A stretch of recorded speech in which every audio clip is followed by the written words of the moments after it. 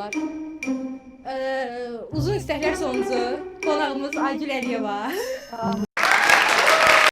Bəli, Aygül xanım. Bugün hiç bilmirəm, mövzumuz nə haqqında olsun? Nə haqqında siz danışa bilərsiniz? Oxuligası haqqında Hayır. Oxuligası haqqında danışa bilərik dostlar.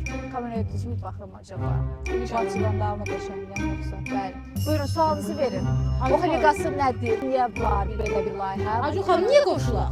Onu mən öncə deyim. Yəni oxuligası bizə önəmli deyil. Niyə qoşulmalıyıq? Bizə nə qazandıracaq? Oxuligası bizə nə qazandıracaq dostlar? Günümüzdə hal-hazırda bilirik ki, ölkədə kitab oxuma vərdişi çox aşağı səviyyədədir və bir kitabın bestseller olması üçün sadəcə bir nəşriyyatda 30 satılması kifayət eləyir.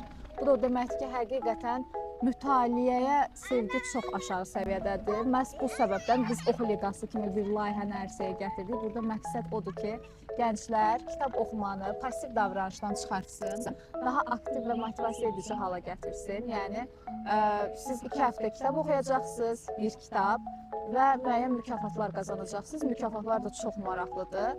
Mənim üçün, mən mükafat üçün də qatılmasam belə realist tərəfim var. Deyərəm ki, kitab oxuyacam, məndən sonra nə qədər qatılan, məndən əlavə nə qədər qatılan var, mən yer tutaram və s.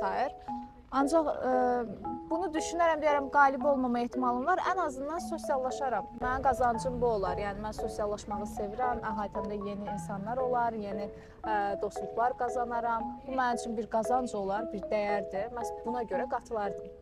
Aygül xanım, insanların baxışları haqqında nə düşünürsünüz? Hər yoldan keçən dövrümüzə baxır. İnsanlar elə bilir ki, ATV-nin çəkiliş heyəti gəlib bura qurulur.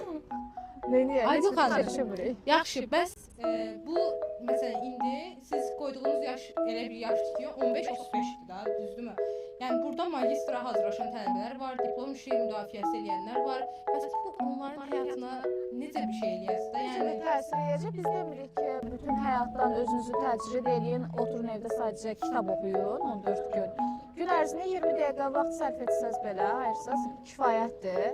Və bu bir bacarıqdır, yəni formalaşdırırsınız. Gün ərzində 10 dəqiqə, 20 dəqiqə kitab oxumaq məncə çox maraqlı olar. Həmçinin də ki, 15-35 yaş arası heç birimiz səhərdən axşama qədər sadəcə bir işə fokuslanmırıq, sadəcə magistra hazırlaşmırıq. Olur belə insanlar, amma nadir və elə insanlar da 2-3 işi eyni anda yürüdə bilərlər, buna inanıram. Bəs kitabımız nə haqqındadır və neçə səhifəlik kitabdır? Kitabımız psixoloji janrdadır, özünü inkişafdır, 240 səhifədir, 2 həftə ideal müddətdir 240 səhifə kitab üçün və birdən çox kitab deyil, sadəcə bir kitab oxuyursunuz və yarışa qatılırsınız, qalib olursunuz. Aygül xanım, bəs bu yarışın tam şəffaf olduğuna necə əmin ola bilərik? Bu ən çox verilən suallardandır. Çox insan düşünür ki, birinci mərhələ bizdə onlayndır, deyirlər ki, hə, aldatma ola bilər. Bizim platforma elə olacaq ki, universitetlərin birində istifadə olunan platformadır, həmin o onlayn test verəcəyiniz.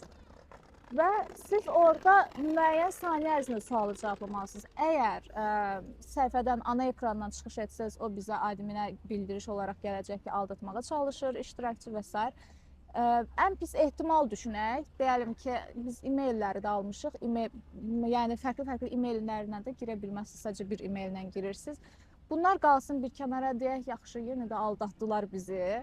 Siz ilk 100 nəfər yüksək nəticə göstərən ikinci tura vəsqə qazanır və ikinci turda artıq siz fərdi olaraq canlı bir yarışa cəlb olunursunuz. Orada aldatma kimi hallar müşahidə olunması çox çətin. Aygül xanım, bəs bizim bu gənclərə nə tövsiyə edərsiniz? Məncə əsas maraqlı hissə bu layihənin mükafatları. Heç o haqda sual vermədiniz Aynur xanım.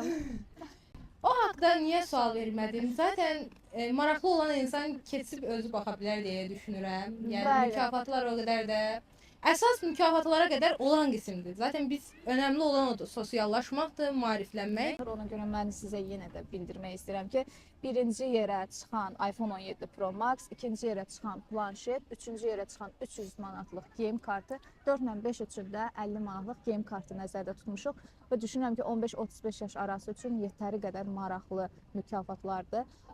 Və çox təəccüblü vəziyyətdir ki, daha çox müraciət edənlər 35 yaşın üzərindədir və onlar daha maraqlıdır, gənclər daha az maraq edirlər. Tələbənin dərdi var, Tələbə xəstədir, könül intizarda, göz yol üstədir. Bax, edirlər. Bu həqiqətən çox pis bir vəziyyətdir.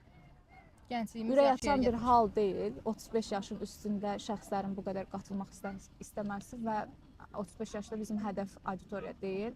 Yəqin hiss etmişik ki, əvvəlcədən onlar daha çox olacaq. Biz oxumaq marağı az olanları cəlb eləyək. İnşallah xeyirlisi. Bu bir professional danışığa uyğun deyil, inşallah xeyirlisi, amma məncə bu elə ən yaxşıdır. Xeyirli deyək, xeyirli olsun.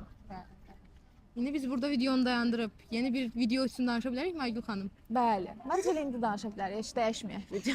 Telefonumun yaddaşı da olur. Reklamım var ya.